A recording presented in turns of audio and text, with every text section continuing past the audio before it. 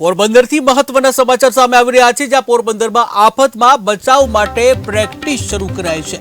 આર્મીના chief general Manoj Pandey ખાસ ઉપસ્થિત રહ્યા।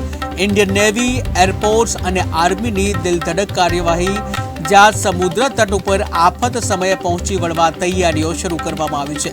વાવાઝોડું હોય, સુનામી, પૂર જેવી પરિસ્થિતિ સામે આગોતરું આયોજન કે જ્યાં મધદરિયામાં માછીમારોને બચાવવા સહિતની પ્રેક્ટિસ શરૂ કરવામાં આવી છે। તો પોરબંદરથી મહત્વના સમાચાર સામે આવી રહ્યા છે। પોરબંદરમાં આફત સમયે બચાવ માટેની પ્રેક્ટિસ શરૂ કરવામાં આવી છે। તેના સાથે જ પોરબંદરથી સંવાદદાતા અશ્વિન ઠક્કર જોડાઈ ગયા છે। જી અશ્વિન, જે કહેવામાં આવે પોરબંદરમાં આફતમાં બચાવ માટેની પ્રેક્ટિસ શરૂ કરવામાં આવી છે, શું છે વધુ વિગત?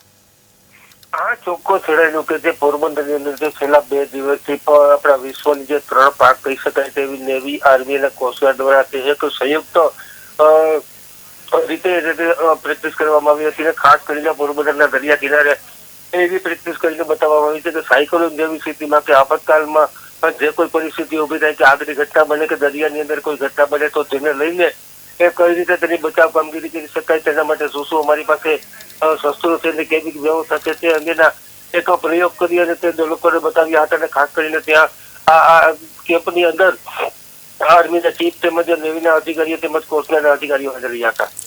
જી અશ્વિન, સમગ્ર માહિતી બદલ આભાર। તો પોરબંદરમાં આફતમાં બચાવ પ્રેક્ટિસ શરૂ કરવામાં આવી છે, જ્યાં આર્મીના ચીફ જનરલ મનોજ પાંડે જે સાથે વાત કરી છે।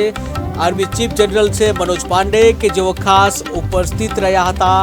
ઇન્ડિયન નેવી, એરફોર્સ અને આર્મીની દિલધડક કાર્યવાહી, જ્યાં સમુદ્ર તટ ઉપર આફત સમયે તેને કેવી રીતે પહોંચી વળવું તેના ભાગરૂપે તૈયારીઓ શરૂ કરવામાં આવી। ત્યારે વાવાઝોડું, સુનામી, પૂર જેવી સ્થિતિ હોય ત્યારે આગોતરું આયોજન ખૂબ જ જરૂરી છે। ત્યારે મધદરિયામાં માછીમારોને બચાવવા માટેની પ્રેક્ટિસ શરૂ કરવામાં આવી છે।